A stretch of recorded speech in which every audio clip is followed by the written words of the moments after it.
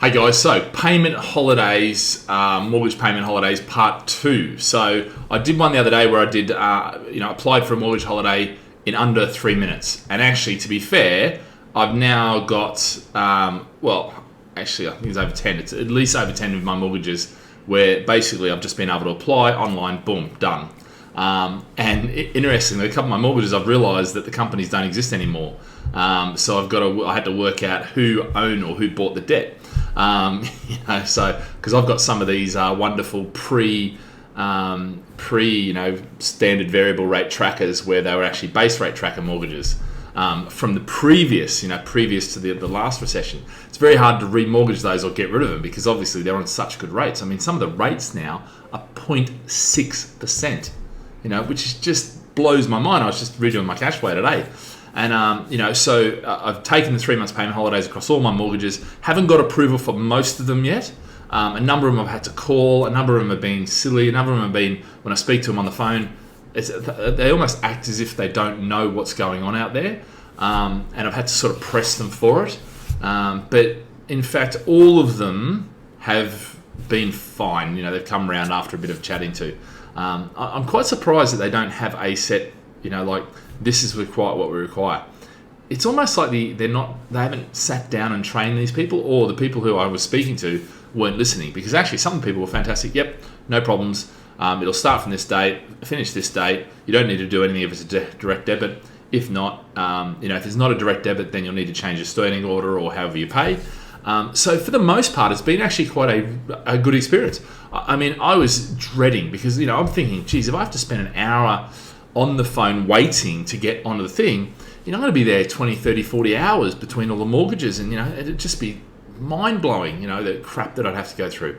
And I was resisting that to some degree. And then when I did the first one the other day, I was just like, wow, So look, guys, get on and do it ASAP. A number of them have come back. A number of the smaller lenders mainly, where I've emailed them. They don't have the facility on their website. Their website hasn't changed.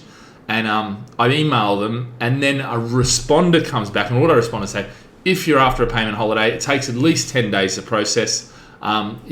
We won't call you, we'll email you if we approve it. And it's kind of like, okay, so I've got to wait 10 days, and hopefully they do. Now, I'm hoping the 10 days is on the outside, and I get it in a couple of days, because obviously now on the 26th of March, and a lot of the mortgages come out between the 1st and the 5th of March, which is how I choose to try and have all my mortgages come out. But look, it's actually been quite a painless exercise.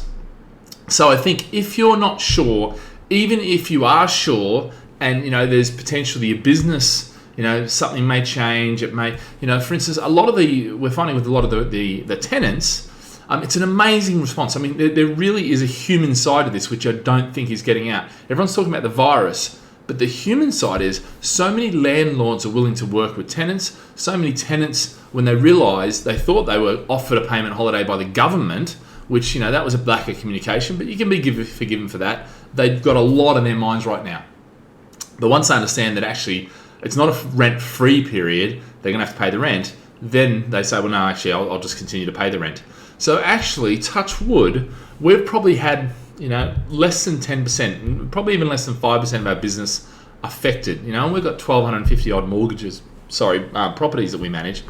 So, it's not, a lot of people are ringing up because they don't have the information. Not necessarily because they're in dire straits. The opposite I find true in Australia, which is that so many people have been made redundant. The government incentive has disincentivized people to stay at work and put them off onto the unemployment line, which for me is just going to be a ridiculous mistake later on.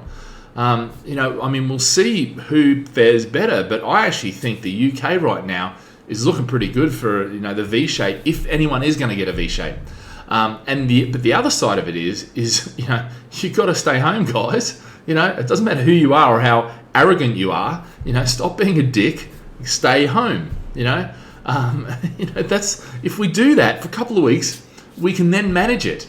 Yeah, we can then manage it. The issue is when we're not managing it, and the hospital gets overcrowded. I mean, it's amazing what the government is doing. But anyway, back to the payment holiday. It's easy. Do it, guys. Just get that, because even if you at the end of that thing, you pay that extra money into the mortgage and pay the mortgage, that amount off the mortgage. You know what? It's better to have it, not need it, than need it and not have it. And so, I mean, it's interesting. I thought I'd test it. I've got one of my London properties that has quite a bit of equity in it, so I thought I'd ring up and see if I could get a extension on that, which was all great, but because I bought that in 2005 and I haven't touched it since. They said we have to get a valuation, but unfortunately no valuations will be done for the next 2 to 3 weeks, which I thought was interesting because we're on lockdown probably for 3 weeks and they're saying 2 to 3 weeks. I think what they mean is they were trying to manage my expectations that it's, But anyway, so they won't do a desktop valuation. Even though I'm like, it's London. I bought it back then. It's got a huge amount of equity. If you do a desktop valuation, but unfortunately, their attitude was that they're changing their policies now, okay? So if you're looking to remortgage and take some money out, so you've got some spare cash on thing, I think it's going to be a lot slower until they start. But there is some directives, and I haven't actually had a chance to read it all yet, from the government, from the FCA to lenders about the fact that they should be laxing that, they should be actually lending. I mean, it's interesting. We've speaking to the banks from a business perspective. The banks right now, basically our account manager said, listen, I'm flat out. We're too busy organising our staff to get them on work from home and organising all that. Next week, we'll be in a better position. So they basically said, but what their comment was, they're likely to give an overdraft rather than a loan. In other words, what they're saying is they're happy to give an overdraft to get us through this period, but once this period's over, they're going to pull that overdraft. Yeah. Whereas a loan over a particular term gives me as a business owner a lot more certainty, but I also have the CBIL, the business interruption loan, a COVID business interruption loan scheme, which the government are putting out. So we'll probably try on both angles. In fact, we're looking at all angles because I'm one of these guys that I think in this opportunity, in this, and I say opportunity, forget the humanity side and the virus side, but from a business perspective, this is an opportunity, yeah, for you to pivot your business and get it refocused. And as well, it's an opportunity to pivot your career. It's a pivot, to look at what you're doing. So I think that's really important. But anyway, guys, so if you get a payment holiday if you can, it's very simple. You apply online, you get 3 months. That means you're not going to be paying your mortgage for 3 months, but they will add that onto the mortgage. So you will owe that. But I think it's better to have the cash in your bank because we don't know. If this turns out to be a 2008, people start doing runs on the bank and things like that, even though right now they can't, but we don't know where it's going to go in the next 2 weeks. People may run the banks, in which case run on the banks.